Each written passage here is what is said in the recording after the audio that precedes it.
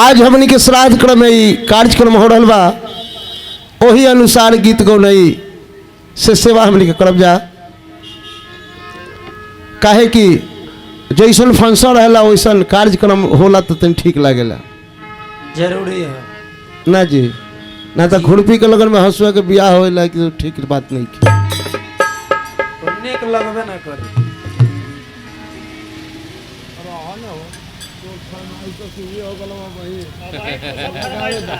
रहुआ भी बर्दाश्त करी।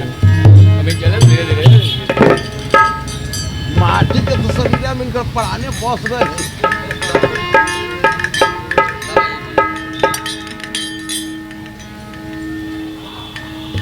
बड़ा भाग से हमने कई तन मिलल बा। गोसाई जी रामायण में लिखत नहीं, बड़े भाग मानुष तन पावा, सूर दुर्लभ सत ग्रंथ ही गावा। पूर्व जन्म के कर्तव्य कमाई से ये हमने के फल मिलल बा। इस शरीर जौन की 84 लाख जोनी भरवला के बाद ही मानुष तन के प्राप्ति भइल बा। त एह तन के एह जीव के कुछ दायित्व बनता। केकरा खातिर? जे रउआ के भेजले बा, जे संवरले बा, जे चलावता बोलावता, जेकरा इशारा से हमनी के बोलता नहीं चलता नहीं, खाता नहीं पियता नहीं जियता नहीं। भले हमनी के अपना मन में हो कि ना हम ही नु करी ले, हम करब हो ही ना, हम कुछ हो ना करब, करता धरता वहाँ का बैठल बानी, जे वो करी है उहे हो। हमने में कहाँ शक्ति बा? हमने में कहाँ शक्ति बा? कोरोना भेजी है, कतना जना चल जी है। तब कही तरह कि हम ढेर आदमी पहले ही से सचेत हो गए, अपन अपन पेंशन जमा करके हम 5 लाख हम तो रखले बनी बैंक में, बीमारियों से मरी ही तो कोनो बात तक काम चल जी है। का जी 5 लाख 50 लाख रखब, उनकर कृपा जब बिगड़ जाए तो सब काम फेल हो जाए। ऐसे कभी के कहना बा।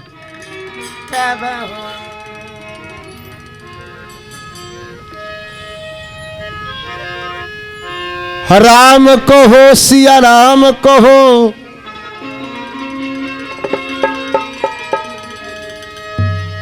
राम कहो सिया राम कहो, आफत आई टर जाई। राम कहो सिया राम कहो, आफत आई टर जाई।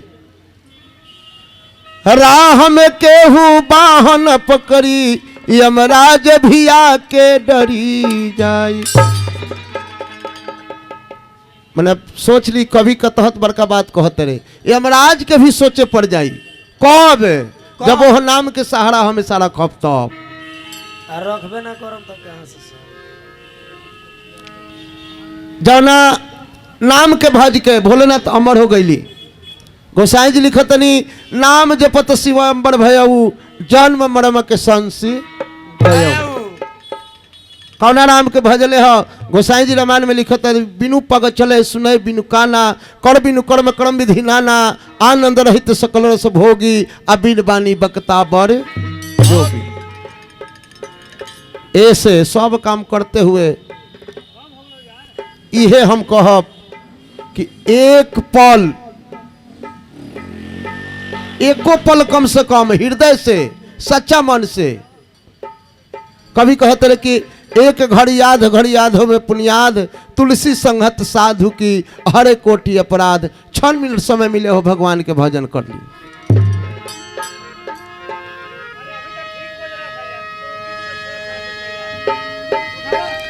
राम कहो सिया राम कहो,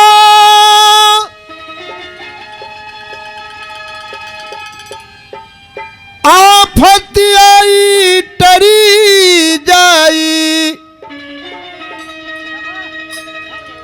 राह में केहू बाहन पकड़ी, यमराज भी आके डरी जाई। ए ई कौन बीमारी हो जौन है तुम बजा के ओकरा बाद बनवाओ। वो बेटा से पोता होएला बात नहीं है, काम निकालो। तू न जानता रह हम न जानता नहीं कि कहाँ गड़बड़ी बा पब्लिक नहीं खन जानत देखा एक जना होने हवन टन टन का करता रह तो उ का जानता रे परसौती के पीड़ा उहे न जानेला जी उ का जानिए गाव का गाव की बहाल है तो जेकरा प्रेम मगन में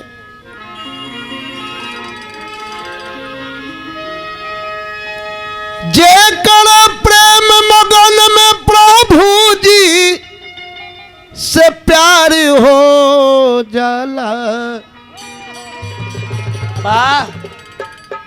अब वो करे नैया भवसागर से पार हो जा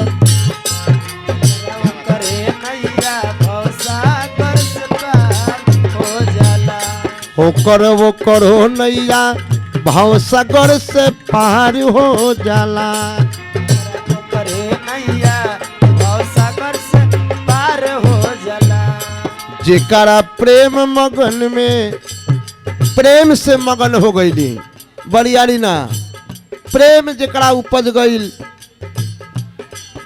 कबीरदास जी लिखत नहीं पंथी में प्रेम न बारी उपजे प्रेम न हाट बिकाए राजा परजा जो ही जुरे शीश दे ले जाए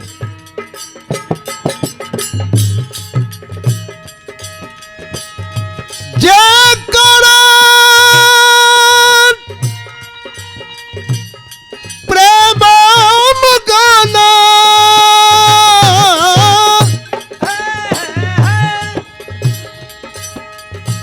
प्रेम मगन में हरि जी से प्यार हो जाला प्रेम मगन में हरि जी से प्यार हो जाला ओकर वो कर नैया भवसागर से पार हो नैया भवसागर से जिया हो जाला नैया भवसागर से पार हो जाला पायो देखी संसार के चलावे वाला के वर्णन हरि जी दया के भंडार करिले पक्षियों से प्यार करी पक्षियों से प्यार वहाँ का कैसन बानी 84 लाख वाला के छोड़ के आ 80 लाख वाला से प्रेम करतनी मनुष्य जौन बारे 84 लाख जोनी बारे लेकिन पशु पक्षी ये 80 लाख जोनी में वालों हरि जी दया के भंडार करिले पक्षियों से प्यार हरि जी दया के भंडार करी पक्षियों से प्यार जवन भजल एरे भजल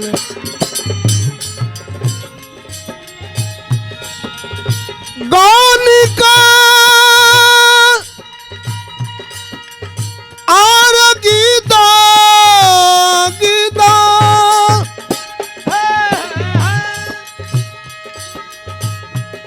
गौनिका गीता जमीन के उधार हो जाला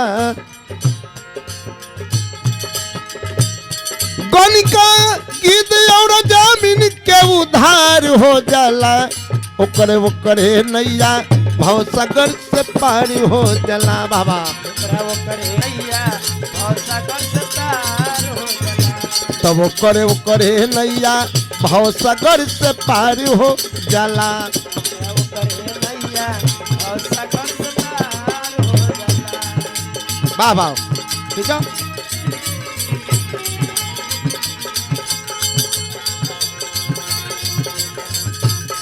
करे वो करे नैया भवसागर से पार हो जाला पायो जी मैंने राम रतन धन पायो जी मैंने राम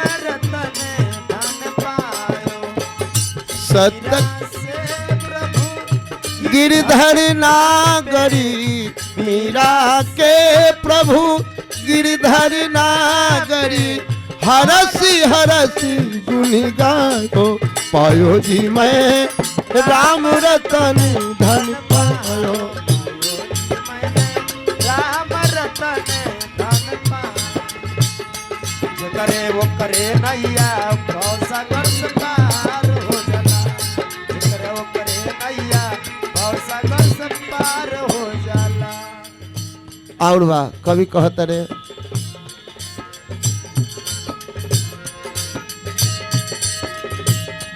हैया दया के सागर क्षण में भर दिले उगागर।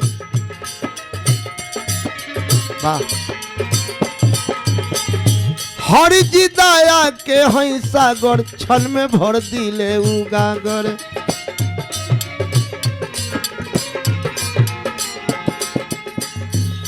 जेकरा साइकिल नाही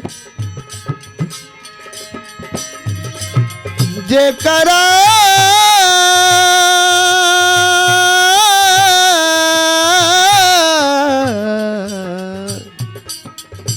जे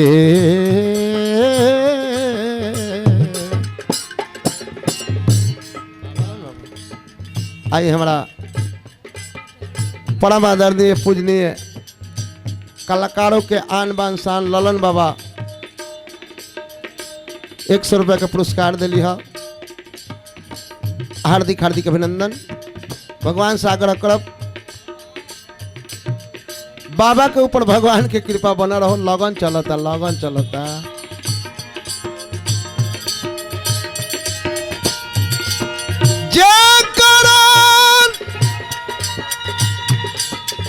अरे साइकिल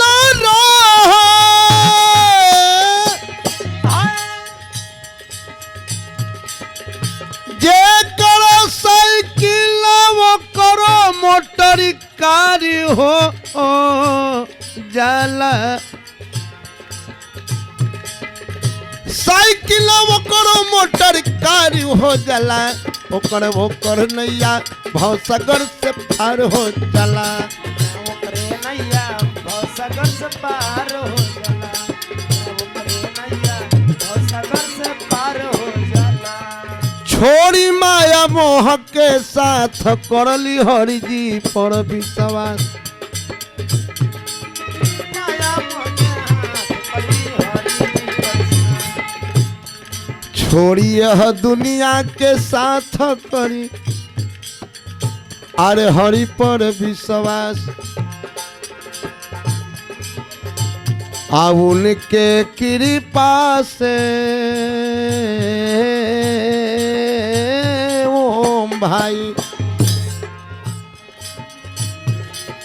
हरि के कृपा से आर जीवन के नैया पार हो जाला। तब वो करे नैया अरे भाव सागर से पार हो।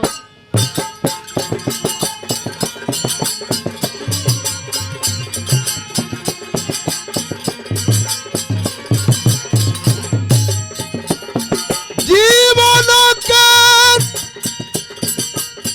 हर नैया रे नैया जीवन के नैया जीवन के नैया जीवन हार हो नैया बेरा पार हो जाला। जीवन के नैया बेरा पार हो जाला। ओकर नैया भाव सागर से पार हो जाला। ओकर नैया भाव सागर से पार हो जाला। ओकर नैया भाव सागर से पार हो जाला। ओकर नैया पार हो जाला।